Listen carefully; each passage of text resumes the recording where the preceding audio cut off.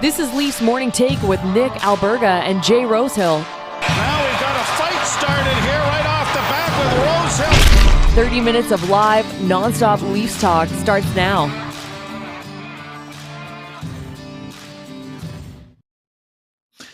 What's happening, Leafs fans? Today's show is dedicated to the life and times of Börje Salming. Rest in peace, King. It's the Friday edition of Leafs Morning Take. Nick Alberga with you. My partner in crime, Jay Rosehill, will stop by in about 5 minutes or so for another installment of Three Hits with Rosie. Of course, a matinee affair is coming up on this Black Friday against the Minnesota Wild. Marc-Andre Fleury returning to the crease. So you get the Murray and Fleury matchup. We love those in this hockey world.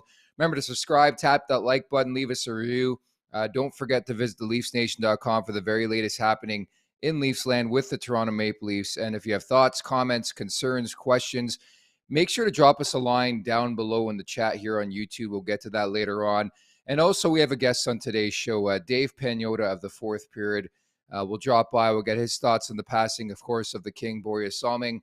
And we'll dive into the trade conversation as well with the Maple Leafs. I know they picked up Connor Timmins the other day, but I think they're far from done. And the injuries continue to stockpile on the back end, by the way, and we'll get to that in mere moments. But it would be unjust if I didn't start with a quick word on Börje Salming. Really, really saddening news, of course, going down on Thursday. And more so the fact that just 2 weeks ago, he was in Toronto as part of Hall of Fame weekend, coined his final visit. I think on the bright side, this city, rightfully so, got a chance to say goodbye, but it doesn't make the loss any much easier. I think when you think the name Börje Salming, and I could be one to attest, I'm 33 years of age. I never saw him play, but I just know how big he was, how important he was to the market, to the city, to the fans. So just a monumental loss after a courageous battle with cancer, with ALS, passing away at the age of 71. On Thursday. And it's just a bitter blow for this city, this team, this franchise, just a polarizing name, polarizing figure in this market. So again, dedicating this show to Börje Salming, just a really, really difficult loss. And, it was fascinating too, because a Swedish outlet actually reached out to me yesterday for sort of a word. And they asked me, what Börje Salming meant to this team. And the only answer I can think of was everything. He's going to be greatly missed. That's for sure. Let's get over the boards. Tough transition, tough segue. But again, the Leafs in action this afternoon, a rare matinee affair. Not very often you get to see the Leafs play in a matinee affair, but it is Black Friday in the States, as we know. So the Minnesota Wild are the home team, and the road trip continues here for the Maple Leafs. They're 11-5-5, a 6-game point streak, 4-0-2, and they're 7-1-3 in the month of November. So moral of the story, they're feeling good. But as I referenced off the top, the injuries are starting to pile up. Jordy Ben, the latest, week to week, put on injured reserve yesterday. So welcome back, Victor Mete. That's right, folks. We're looking at a top pairing this afternoon of Mark Giordano and Justin Holl, who's a Minnesota native, by the way. So maybe a little revenge narrative for Justin Holl. But I just don't know how they can keep this squeaky clean defensively. I know that's been a prevailing story the last little while. Toronto's been unbelievable defensively, considering the personnel out of this lineup. But man, oh man, they're getting eaten alive with injuries right now on the back end. It really, really is crazy. Connor Timmins, by the way, is not going to play in this game. They're going to chill. They're going to take it easy in terms of easing him into the lineup, which I don't know if I agree with. The guy's an NHL caliber defenseman. At least they think. They pick him up. And now they're not going to put him in the lineup. So Victor Mete, likely to come back in here for the Maple Leafs, but I can't get over the injuries. That's pretty crazy. The other sidebar story, too, is Marc-Andre Fleury against Matt Murray. And surprise, surprise, Fleury back in the crease, missed 3 games with an upper body injury, so he'll get the call today. All in all, it's going to be fascinating. Minnesota's had an up-and-down start to the season. Of course, the Leafs are feeling much better about themselves. But without further ado, let's get the 3 hits with Rosie.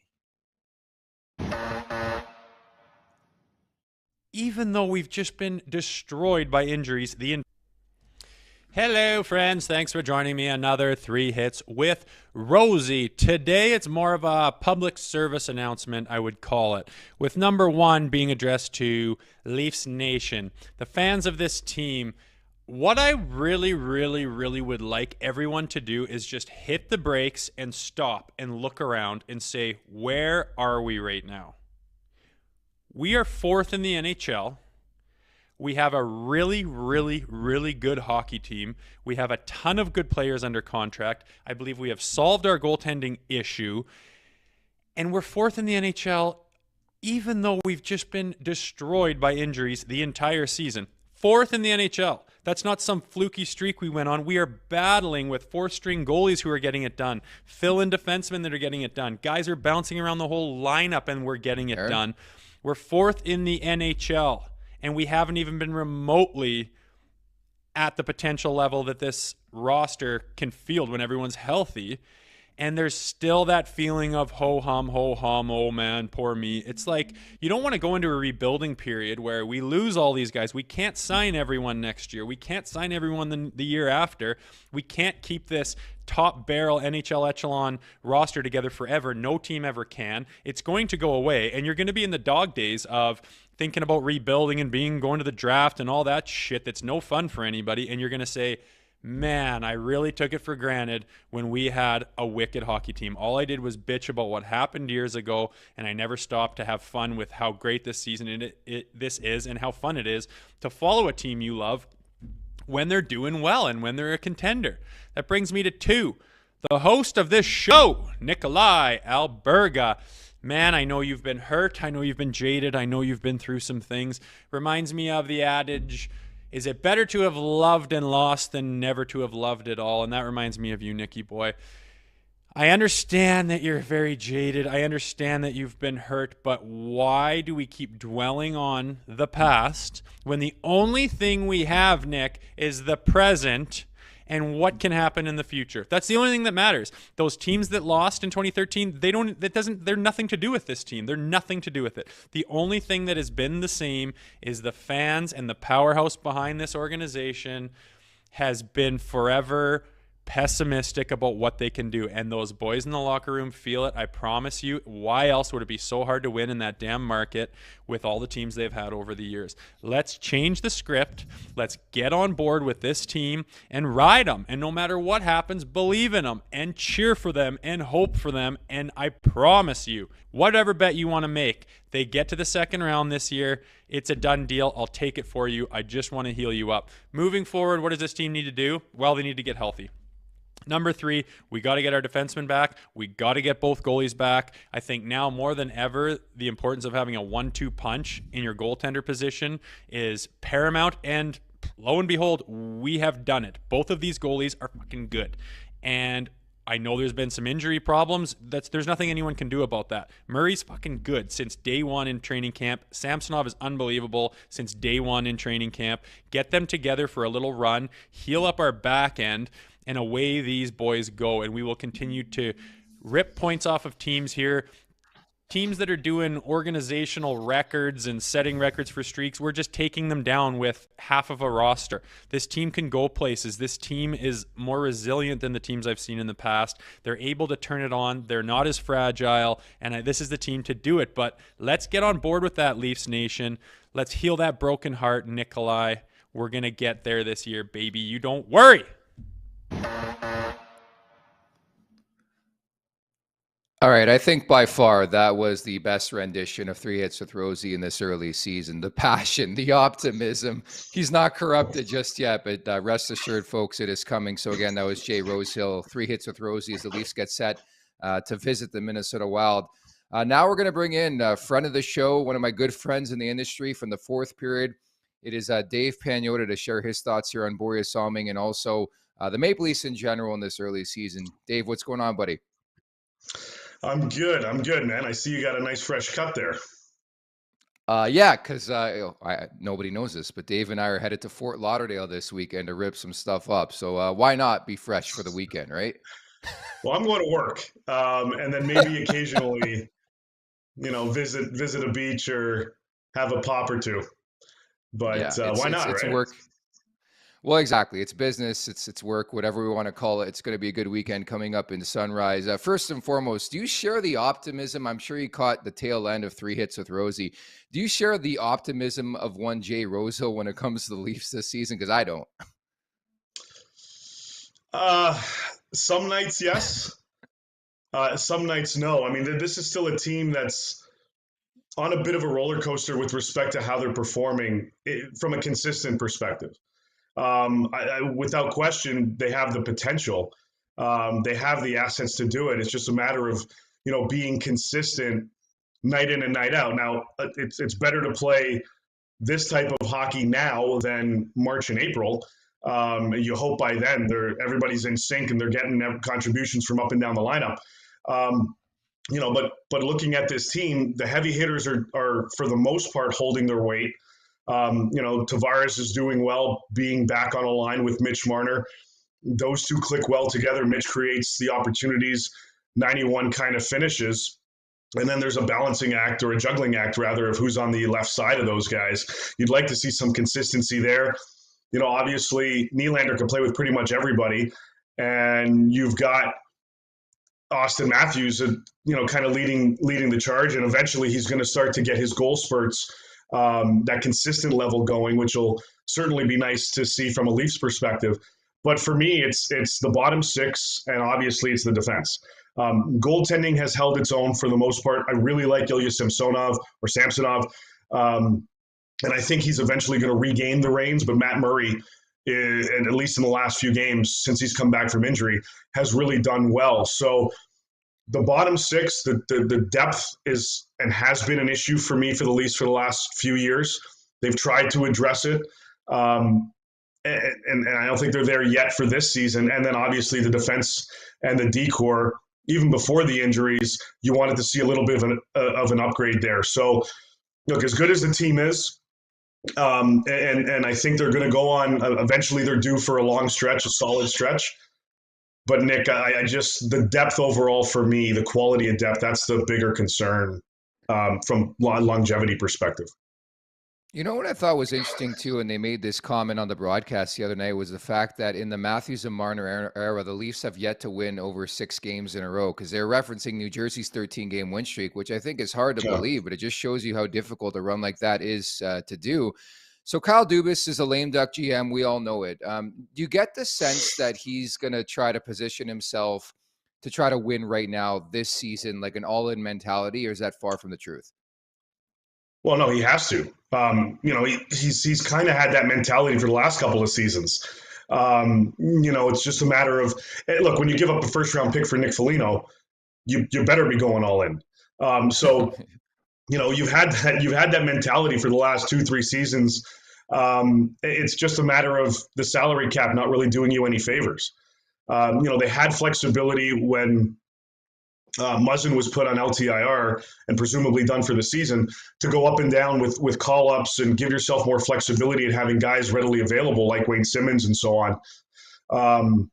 But with, Riley now on LTIR, he's coming back presumably in January. So you've got to still have that space available, $7.5 million, in order for him to come back. Now they have it now by sending guys down and things like that, but it's not simple by just adding a piece and hoping for the best. Like if they could add a guy like Vladislav Gavrikov to that back end, they'd have done it yesterday. But $2.8 million cap hit makes it difficult to add that without 2.8 effectively leaving, the roster. So without question, this is an all-in year from the GM, except you can't go all in when you're hamstrung by the salary cap, unless you get really bold and you're making some pretty big moves. I just don't know, where that fits. Because even if you move out, Nick, you move out somebody like Kerfoot, you free up some money, but then you lose a guy in your top 9 that, based on this roster, you can't really afford to do unless you somehow, find a bargain somewhere and he clicks. So is your sense that it's going to be more of the Connor Timmins type pickups, like the value type pickups, if you will, even though he's played 8 games in the last 2 seasons? Like, is that what we're looking at here? Or do you sense the Leafs could go big game hunting? But you mentioned the salary cap, right? Yeah, I mean, the cap's the biggest issue. I think they want to go big game hunting. I think they'd like to make 1 or 2 bold moves, without question, address the D, and really stabilize that third line more than anything. Get somebody that can play strong up the middle, and then you have Yarncrook on one side, Kerfoot on the other. You hope Nick Robertson starts to get going a little bit here, although maybe that's another discussion. But I think without question they'd like to. It's just a matter again of where does that bold move come from, and is anybody going to be able to help you out? Like Anaheim, Buffalo, Ottawa, they've got the cap space. Can you incentivize them to take on an extra body? Chicago as well later on in the season. But then you got to give up additional assets. If you're going all in, you got to determine whether or not the juice is worth the squeeze. And I mean, if you sit back and just half-ass it, you're not really going to get anywhere. So I think they'd like to. It's just a matter of finding the right move that makes sense. And it might not be now. It may be, February or right before the trade deadline on March 3rd.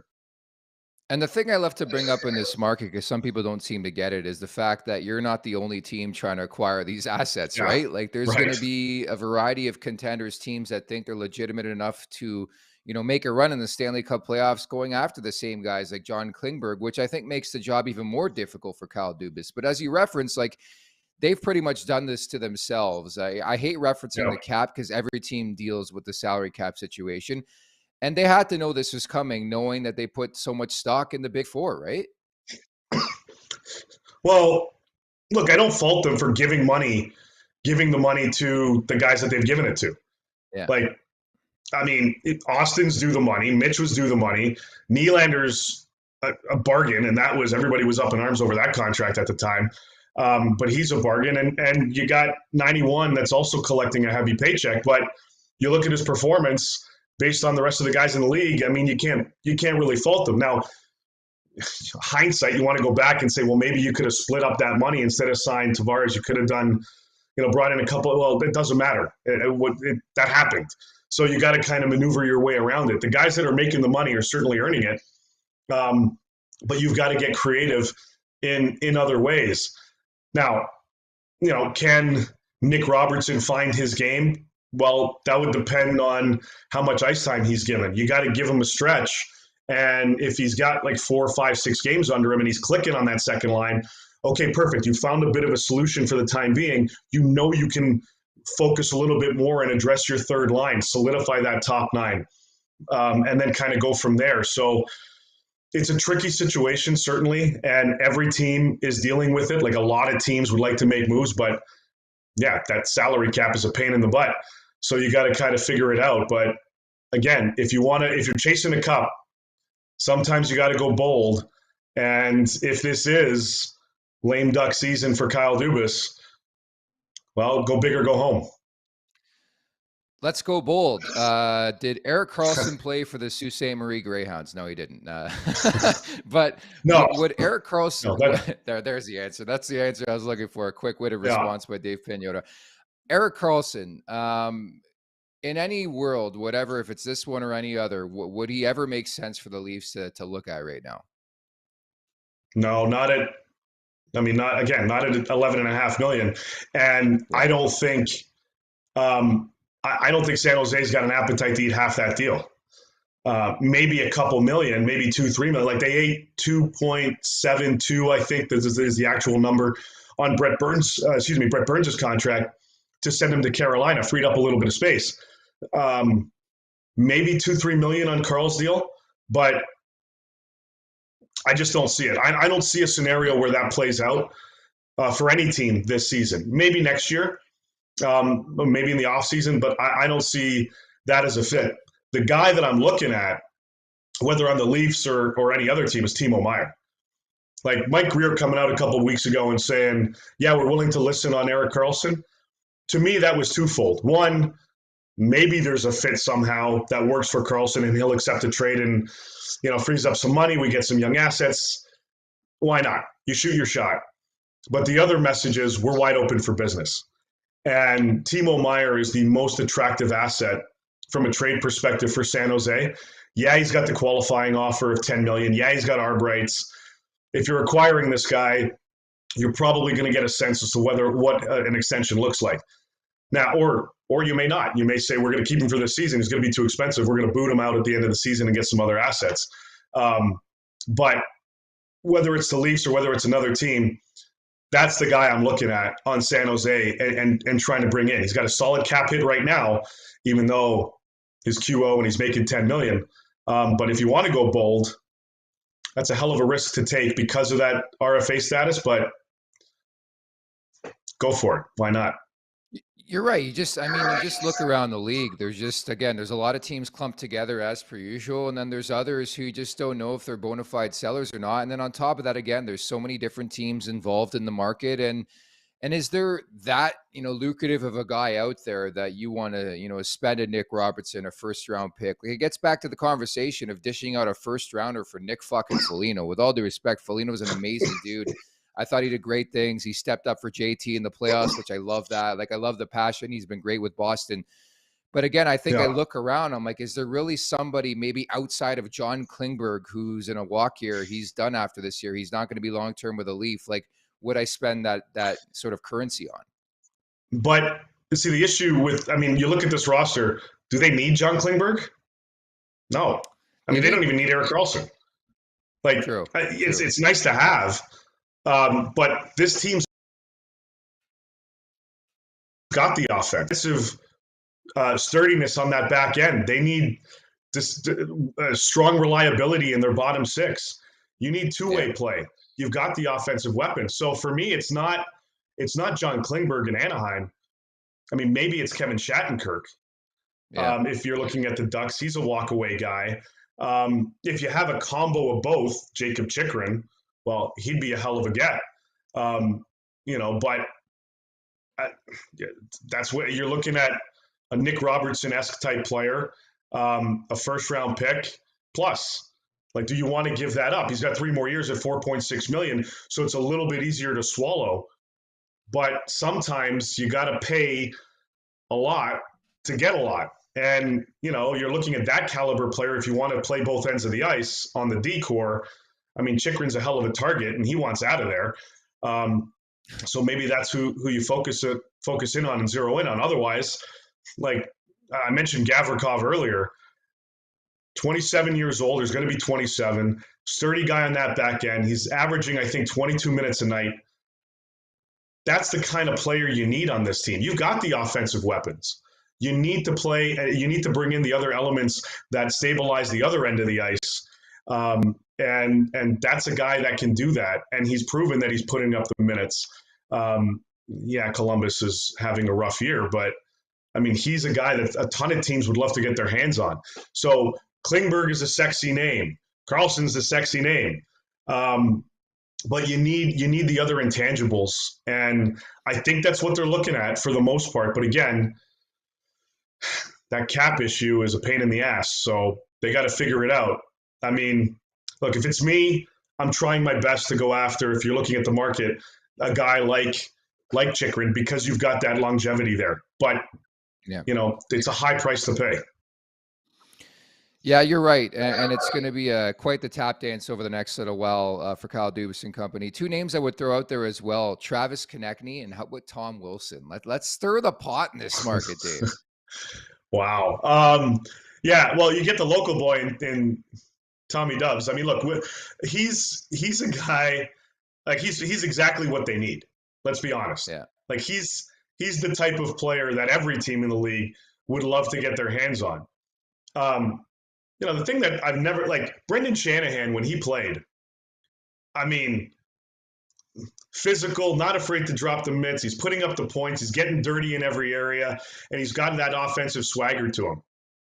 You'd think that being the president of the team, that would be the kind of guy you'd like to bring in because he would fit so perfectly with this group. Tom Wilson is he's not what Brendan Shanahan was from an offensive side of things, but he's today's modern version of a guy that can contribute offensively and is just a hell of a physical force, and he's a big body. He'd be great. I don't see the Caps moving him. But he'd be great, and he's still on the mend. He's obviously healing up, and he's hopefully back sooner than later for the Caps. But Konechny is another interesting one. He would, I think, fit this team nicely. And my understanding is Philly is willing to listen on just about everybody. Doesn't mean they're actively shopping Konechny. And they had his name out there for the last couple of seasons. But my understanding in Philly is they'd listen to pretty much anyone I guess, other than Carter Hart at this stage, and I'm including Provorov in there, Sanheim, who they just got the extension with, they'll listen. Doesn't mean they're actively shopping them, but the understanding I have is they're willing to listen. They'll pick up the phone, they'll pick this up and say, okay, let's see what you got. Maybe it's worthwhile. Exactly. So, Kyle, get on the phone, give Chuck a call, because you never know. Now, he's got term, and he's having a hell of a resurgence of a season, a revenge season, Nick, if you will. Love that. Yep. There you go. But, I mean, look, it's not going to come cheap. But again, you got to give to get. And is he the primary priority for this club, that caliber player? Right now, maybe, because if you can bring him in and you're moving futures, you can juggle the line a little bit and help stabilize that top nine. It's going to be a hell of a price, but worth it in the end if it certainly works out. And Philly's willing to take the call, so you never know. Lastly, just a quick word on Börje Salming's passing. That's a rough one. That hit a lot of people because I don't think too many people, at least, publicly, knew that he had deteriorated that much from the disease and that quickly. Like this has been a quick. It was a quick attack against him, no question. On that, it was beautiful to see a couple of weeks ago the fan reaction, on both nights, Hall of Fame night, and then the following night on the Saturday, where it was just him. Tremendous human being. One of the best defensemen of his era. Fantastic player. Really set the bar in terms of Europeans coming over and the caliber of play that they had. Excuse me. But I got to know him about 10 years ago and on. So for the last 10 years, we did a photo shoot with him for the magazine and everything a couple times, actually. He got involved with floorball and a few other things, and was always in shape. Even at, in his 60s, like this guy was just a beast, steady, and just a hell of a human being. Good guy, always willing to give you the time of day, even if he just met you, let's talk hockey, let's talk this, let's talk that. Just a hell of a human being, a great person, heck of a hockey player, and without question will be missed. And fortuitous timing in terms of honoring him the way that the organization did and the way that the fans did. A sad situation. ALS it's a pain in the ass. And it's a very tough disease, obviously. And this one hit a lot of people, no question, in the hockey community. And obviously you just, you wish his family and friends all the best in this scenario, and no suffering on that end. So that's good to see, but just a combination of a Hall of Fame player and a Hall of Fame person. Very well said, Dave. We'll leave it at that. And I guess I'll see you on the beach this weekend. Okay. All right. Bring your short shorts. Speedo weather, baby. See you, Dave. Later, buddy. There you have it. Dave Pagnotta, the fourth period. And just, I thought, excellent words on the legend, the king himself, Börje Salming, of course, passing away at the age of 71 on Thursday. The wrap-up is brought to you by our friends at PointsBet Canada. First and foremost, credit to Rosie for yesterday's call. The Minnesota Vikings -2.5. They got the job done late against the New England Patriots, so I'll try to keep things going and momentum going into the weekend, into my trip into Florida. Give me the over 6, the Toronto Maple Leafs and the Minnesota Wild at the XL Energy Center. I crunched the numbers. The Wild home games have hit the over in 6 of 10 games so far this season. And in fact, it's been a strategy of mine the last couple of years when betting on the Minnesota Wild and their home games is to take the over. So I'm going to stick with that. I know the Leafs have been impeccable defensively, but again, you take Jordy Ben now out of that lineup. It's only an amount of time before something happens and the dam breaks loose and they play like a 7-6 game. So I'm going to take my chances. I know I hit the over the other night and it didn't hit, and they were really, really impressive in that win in New Jersey, but I'm going to hit the over again tonight and see where it goes. So over 6 in this game. the Toronto Maple Leafs and the Minnesota Wild. And if you want, you can sprinkle a bit on William Nylander. We know his relationship with Börje Salming. He's going to be playing with heavy hearts. So are the entire Toronto Maple Leafs this afternoon. So I think maybe you look at Nylander goal, shot prop, assists, anything you'd like on the Nylander front. So there's your PointsBet Canada bet of the day as we enter the weekend here on Leafs Morning Take. Many thanks to Dave Pagnotta, the fourth period, for dropping by. Jay Rosehill as well for 3 hits with Rosie. So I referenced I'll be going to Florida, but again, I'll be taking my show on the road per se, maybe with a couple of shots of tequila on air, probably not. But I will do the show Monday and Tuesday from Fort Lauderdale. So don't miss that, and plenty of exciting and fun stuff ahead next week here when it comes to Leafs Morning Take. So for now, I'm going to bid you farewell. Enjoy the matinee affair. Very rare we get those matinee affairs here in Leafs land. So enjoy that. Enjoy the weekend, and we'll talk on Monday. Take care.